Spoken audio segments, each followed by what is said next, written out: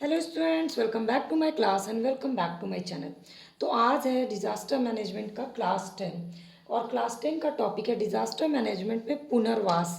किस तरह के पुनर्वास होते हैं, मनोवैज्ञानिक, आर्थिक और सामाजिक। बहुत ही आसान शब्दों में मैं बताऊंगी, लेकिन मेरे कीवर्ड्स खास होंगे और इन कीवर्ड्स के थ्रू ही आपको तैयारी करनी है। अगर आप किसी मेंस एग्ज़ाम लिखने वाले हैं, कोई इंटरव्यू फेस करने वाले हैं, सोशल वर्क से कोई डिग्री ले रहे हैं या सोशल वर्क आपका एक सब्जेक्ट है किसी एग्ज़ाम में, आपको कहीं स्पीच या डिबेट देना है, तो आपको ये वीडियो क्लासेस डिज़ास्टर मैनेजमेंट की ज़रूर देखनी चाहिए, क्योंकि अगले कुछ सालों में डिज़ास्टर मैनेजमेंट बहुत ही इंपॉर्टेंट टॉपिक है बिकॉज ऑफ कोविड-19। तो कीवर्ड्स के थ्रू मैं बहुत ही ईजी तरीके से आपके लिए पूरे क्लास ले रही हूँ, क्योंकि कीवर्ड्स ये जो आपको एक्सेप्शनल नंबर दिलाता है। तो अगर आप सही कीवर्ड्स का इस्तेमाल करते हैं तो ही आपको अच्छे नंबर आएंगे। तो क्लास को पूरी ज़रूर देखिएगा और इन क्लासेस के थ्रू आप किसी भी टॉपिक के कीवर्ड्स को पहचानना सीख जाइएगा। जब भी कोई डिज़ास्टर आता है तो हम उसके पुनर्वास में वहाँ का आर्थिक, सामाजिक और कंस्ट्रक्शन, संरचनात्मक, वहाँ की जनसंख्या के पुनर्वास सबकी व्यवस्था करते हैं। लेकिन कोई भी डिज़ास्टर जो है ना, वो सबसे ज़्यादा किसी को सबसे ज़्यादा प्रभावित करता है, सबकी मनोवैज्ञानिक यानी दिमागी हालत को सबसे ज़्यादा प्रभावित करता है डिज़ास्टर, जो कि दिखता नहीं है लेकिन जिसके इफेक्ट जो होते हैं ना, वो बहुत दूर तक होते हैं, बहुत लंबे समय तक होते हैं। तो चाहे कोई भी प्राकृतिक आपदा है, चाहे कोई मानव जनित आपदा है, दोनों ही जिसमें मानव को जो बाहरी पीड़ा होती है वो तो दर्द होता ही है, लेकिन जो आंतरिक असर होता है उनके ऊपर, जो मानसिक असर होता है, उसका समाधान करना। बाहर से आप बीमारियों का समाधान भले कर दीजिए, लेकिन अगर मनोवैज्ञानिक समाधान नहीं होता है तो ये जो है ना, ये बहुत बड़ा मुद्दा हो जाता है। और इसको पूरे ग्लोबल उसमें मान्यता दी गई है, मानसिक मैनेजमेंट, मतलब किसी भी डिज़ास्टर मैनेजमेंट में मानसिक स्थिति को मैनेज करना। और यहाँ तक कि WHO, वर्ल्ड हेल्थ ऑर्गेनाइजेशन ने भी इसको मान्यता दी है कि सबसे ज़्यादा जरूरी डिज़ास्टर के बाद मानसिक तंदुरुस्ती है। तो चलिए अब मैं आपको बताती हूँ मनोवैज्ञानिक पुनर्वास या मनोवैज्ञानिक प्रबंधन कैसे होना है। तो सबसे पहले 3 कीवर्ड्स हैं, वैज्ञानिक कीवर्ड्स हैं ये, भावनात्मक, मनोवैज्ञानिक और संज्ञानात्मक। है क्या ये? जब भी कहीं आपदा आती है, कोई भी डिजास्टर आता है, तो स्वास्थ्य पर सबसे ज़्यादा खतरा होता है। और ये खतरा क्या होता है, परिस्थितियों के साथ धीरे धीरे ठीक होने लगते हैं। लेकिन कुछ ऐसी चीज़ें हैं जो समय के साथ साथ ठीक नहीं होती हैं और जो पता चलती भी नहीं है, जैसे कि भावनात्मक, जिससे क्या होता है, जो उससे प्रभावित होते हैं उनको क्रोध, उनको सदमा लग जाता है, वो अपने आप को दोषी मानने लगते हैं। अगर कोई अपने बच्चे को नहीं बचा पाता है किसी डिजास्टर में तो अपने आप को दोषी मानता है। किसी का परिवार पूरी तरह से बिछड़ जाता है तो वो सदमे में चला जाता है। किसी को आप सामने से डिजास्टर को देख रहे हैं, जैसे भूकंप है, सुनामी, और बच जाता है तो उसको एक भय हो जाता है हर समय उस डिजास्टर का। तो ये भावनात्मक रूप से वो कमजोर पड़ जाते हैं। दूसरा आता है मनोवैज्ञानिक। मनोवैज्ञानिक असर क्या होता है, नींद की कमी हो जाती है, तरह तरह के शारीरिक समस्याएं उठने लगती है, जैसे कि सिर दर्द होना, चक्कर आना, हर समय ऐसा लगेगा कि भूकंप प्रभावित है तो हिल रहे हैं, कब्ज होना, सांस लेने में दिक्कत होने लगती है लोगों को। ये सब मनोवैज्ञानिक या शारीरिक है। और इसके बाद आता है संज्ञानात्मक, यानी एक ही तरह के विचार बार बार आते हैं और याददाश्त जो है वो धीरे धीरे कमज़ोर होने लगती है, सपने, बुरे बुरे सपने आने लगते हैं और कोई भी चीज़ को कॉन्सेंट्रेट नहीं कर पाते हैं। ये संज्ञानात्मक समस्या होती है।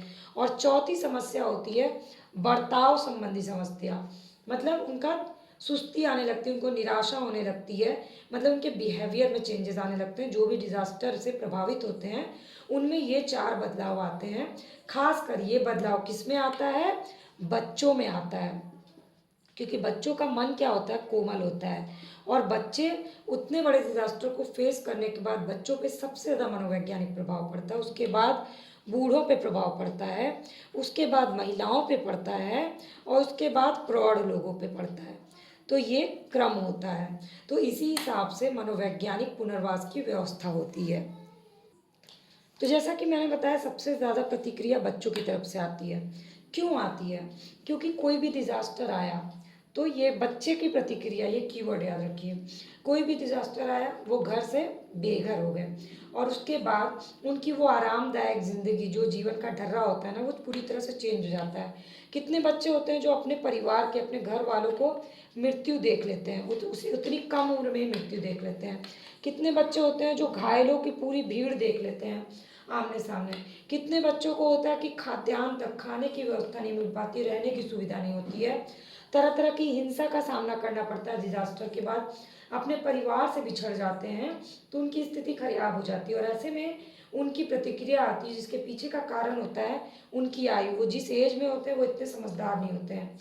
जिस तरह की डिजास्टर आती है उसके लिए वो तैयार नहीं होते हैं, उनको सदमा लग जाता है, उनको इतना एक्सपीरियंस या अनुभव ही नहीं होता है कि इस पीड़ा से कैसे निकलना है, किस तरह से अपनी देखभाल करनी है, वो उनको पता नहीं होता है। और ऐसे में उनको भय से निकालना होता है, उनको असुरक्षा की भावना आ जाती है क्योंकि उनसे पेरेंट्स दूर हो जाते हैं, और ऐसे में वो विस्थापित हो जाते हैं अपनी जगह से, जहाँ उनका घर होता है वहाँ से उनको कहीं और ले जाया जाता है, और नई जगह पे उनके अंदर उदासी आ जाती है, क्रोध हो जाता है, बर्ताव चेंज हो जाता है, पढ़ाई छूट जाती है, धीरे धीरे वो नशे की आदत पड़ने लगती है, और उससे उनका पूरा व्यक्तित्व प्रभावित हो जाता है। तो डिजास्टर का सबसे ज़्यादा प्रभाव बच्चों के मनोवैज्ञानिक उस पर पड़ता है, क्योंकि उन्हीं से जो परिवार से दूर हो जाते हैं उनको जब अनाथ आश्रम में शिफ्ट किया जाता है तो कई जगह उनका अवैध व्यापार होता है और उनसे बाल श्रम करवाया जाता है, और इस तरह से उनका पूरा बचपन खराब हो जाता है।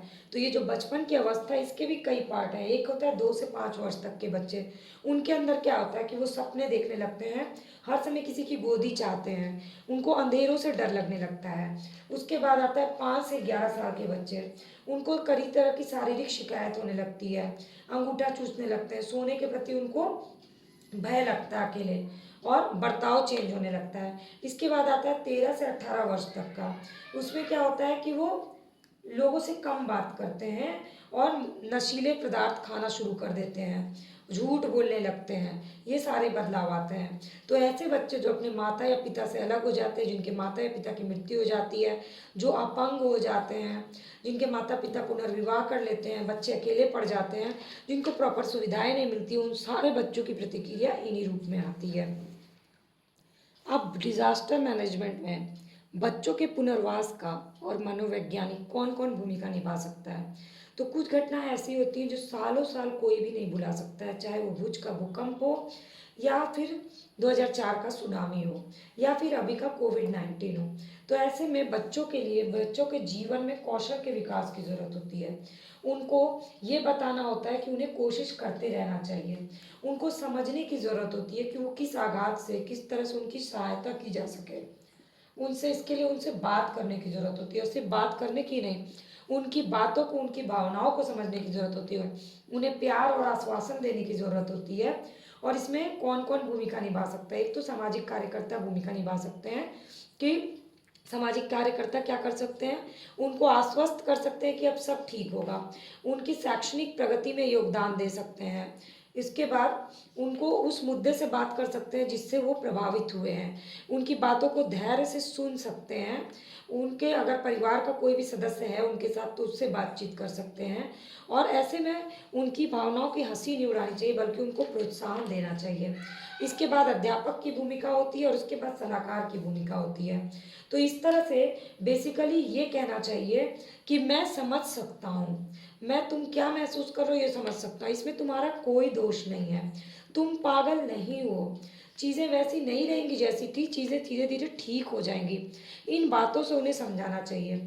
और क्या नहीं कहना चाहिए, बहुत ही भयंकर घटना थी, ऐसे शब्दों का इस्तेमाल नहीं करना चाहिए। मैं अभी व्यस्त हूँ, बाद में सुनूंगा, तुम्हें काउंसलर की ज़रूरत है, तुम मानसिक रूप से बीमार हो, आपदा को भूलने की कोशिश करो, और इस तरह की बातें नहीं करनी चाहिए। तो ओवरऑल बच्चों पे जो प्रभाव पड़ता है उसको अलग अलग स्तर पे लोगों को उसमें भूमिका निभा सकते हैं, और ये बहुत ज़रूरी है बच्चों के मनोवैज्ञानिक पुनर्वास की, ये निष्कर्ष में लिखिएगा, क्योंकि बच्चे ही हमारे देश का भविष्य होते हैं। तो कहीं भी जो डिजास्टर आता है उसमें सबसे ज़्यादा डिजास्टर मैनेजमेंट में बच्चों पे फोकस्ड होना चाहिए। तो ये हुई आज की क्लास।